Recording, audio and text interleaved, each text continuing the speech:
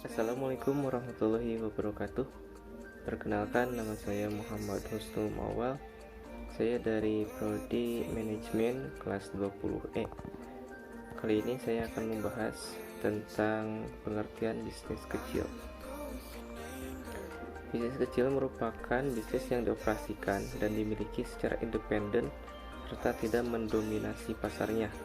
Kontribusi dari bisnis ini dapat diukur berdasarkan efek terhadap 3 aspek. Yang pertama, penciptaan lapangan pekerjaan atau lapangan kerja. Yang kedua, inovasi. Yang ketiga, arti pentingnya bagi bisnis besar. Bisnis kecil yang pertama jasa, konstruksi, keuangan, asuransi, grosir, eceran, perakitan, transportasi, dan lain sebagainya. Dan di bisnis kecil ini ada beberapa tahapan atau beberapa tipe. Yang pertama ada usaha mikro, yang kedua ada usaha kecil, dan yang ketiga ada usaha menengah. Apa bedanya? Bedanya dari bentuk usaha. Usaha mikro bentuk usahanya orang atau perseorangan, jadi hanya dimiliki oleh satu orang. Kekayaan bersih yaitu tidak termasuk tanah dan bangunan. Bisnis usaha mikro, kekayaan bersihnya kurang dari 50 juta. Yang ketiga, omset tahunan. Usaha mikro omset tahunannya kurang dari 300 juta. Usaha kecil bentuk usahanya perseorangan, bisa badan usaha tapi bukan afiliasi, bisa juga usaha besar. Kekayaan bersihnya di atas 50 juta sampai 500 juta. Omset tahunannya 300 juta sampai 2,5 miliar.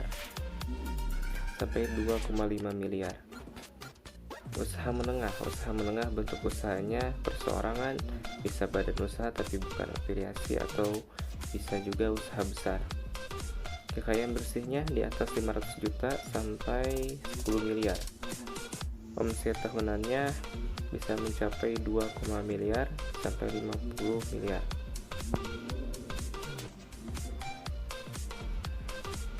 Selanjutnya, kewirausahaan. Kewirausahaan adalah mereka yang menanggung risiko kepemilikan bisnis dengan pertumbuhan dan ekspansi sebagai tujuan utama. Perbedaan dasar antara kepemilikan bisnis kecil dan wirausahawan adalah dari aspirasi, keinginan wirausaha untuk memulai suatu bisnis dan menumbuhkannya. Nah, untuk memulai bisnis atau mengoperasikan bisnis kecil, yang pertama harus menyusun rencana bisnis atau business plan, menentukan tujuan dan sasaran, peramalan penjualan, perencanaan keuangan, dan lain-lain. Yang kedua, memulai bisnis kecil dengan membeli bisnis yang sudah ada atau memulai bisnis dari awal. Yang ketiga, membiayai bisnis kecil.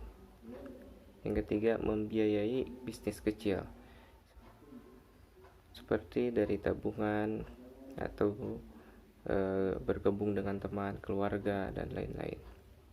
Bisa juga dari investor. Yang keempat, waralaba. Waralaba yaitu mengizinkan franchise untuk menjual produk franchise store-nya dengan imbalan fee dan royalty. Ada faktor penyebab bisnis baru, 5 faktor penyebab bisnis baru. Yang pertama, munculnya e-commerce seperti Shopee, Lazada, Tokopedia, dan lain-lain. Yang kedua, wirausahawan yang beralih dari bisnis kecil ke bisnis besar. Yang ketiga, meningkatnya peluang bagi minoritas dan wanita. Yang selanjutnya, peluang baru dalam perusahaan global dan meningkatnya tingkat daya tahan tubuh di antara bisnis kecil. Selanjutnya, kegagalan dan keberhasilan bisnis baru. Faktor yang menyebabkan kegagalan bisnis kecil. Yang pertama, manajer tidak kompeten dan tidak berpengalaman atau kurang pengalaman. Yang kedua, kurang memberi perhatian kepada bawahannya atau kepada karyawannya. Yang ketiga, sistem kontrol yang lemah. Yang keempat, tidak cukup modal. Dalam hal ini sering dialami oleh beberapa wirausahawan. Faktor yang ikut menyebabkan keberhasilan bisnis kecil. Yang pertama, kerja keras, dorongan, dan dedikasi. Yang kedua, permintaan pasar akan produk atau jasa yang disediakan. Ketiga, kompetensi manajerial. Dan yang keempat, faktor keberuntungan. Ada beberapa bentuk bisnis. Yang pertama, bentuk bisnis usaha perseorangan. Yang kedua, persekutuan umum. Yang ketiga, perusahaan. Bedanya dari segi tanggung jawab, usaha perseorangan ada pribadi dan tidak terbatas. Kontinuitas berakhir karena kematian atau keputusan pemilik. Manajemennya pribadi tidak terbatas. Sumber investasi pribadi. Bentuk perusahaan persekutuan umum. Dari segi tanggung jawab pribadi dan tidak terbatas. Kontinuitas atau keberlangsungan berakhir karena kematian atau keputusan sekutu lain. Selanjutnya, dari segi manajemen tidak terbatas atau bergantung pada perjanjian persekutuan. Sumber investasi pribadi berdasarkan persekutuan. Ada bentuk bisnis perusahaan. Tanggung jawabnya dari modal yang diinvestasikan. Kontinuitas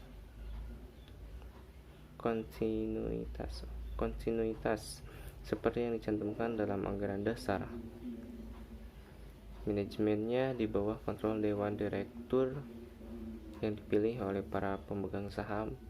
Sumber investasi pembelian saham. Ada tipe-tipe korporasi. Jenis-jenis korporasi yang pertama tertutup. Saham yang dimiliki hanya oleh sedikit orang, dikenakan pajak perusahaan, dan tidak bisa dijual ke masyarakat umum. Yang kedua, jenis korporasi terbuka. Saham yang dimiliki banyak investor, dikenakan pajak perusahaan, dan bisa dijual untuk umum. Yang ketiga, S corporation, dikelola seperti perusahaan tertutup, terkena peraturan tambahan, dikenai pajak persekutuan. Yang selanjutnya, multinasional, pelintas batas-batas nasional, terkena peraturan dalam berbagai negara yang berbeda. Contohnya seperti bengkel Toyota atau spare part Toyota atau produk-produk dari Toyota, Nestle, General Electric, dan lain sebagainya. Dan di Indonesia produk yang sudah mendunia seperti Indomie dan lain-lain. Dan yang terakhir, mengelola perusahaan.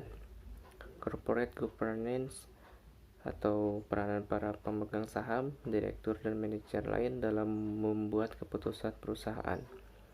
Kepemilikan saham dan hak-hak pemegang saham, saham preferen dan saham biasa, dewan direksi suatu kelompok individu yang dipilih para pemegang saham untuk menguasai manajemen perusahaan.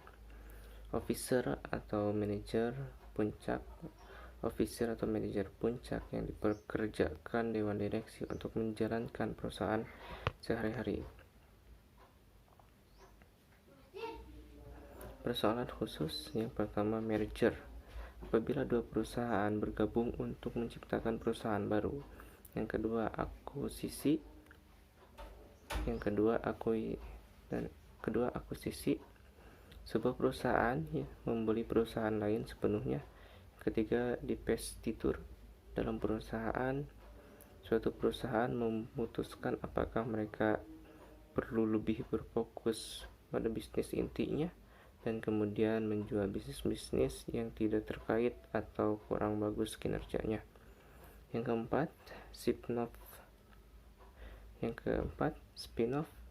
Bila perusahaan dapat menjual sebagian dirinya untuk menambahkan modal dan perusahaan memutuskan bahwa suatu atau lebih unit bisnisnya dapat bernilai lebih besar apabila dijadikan perusahaan terpisah.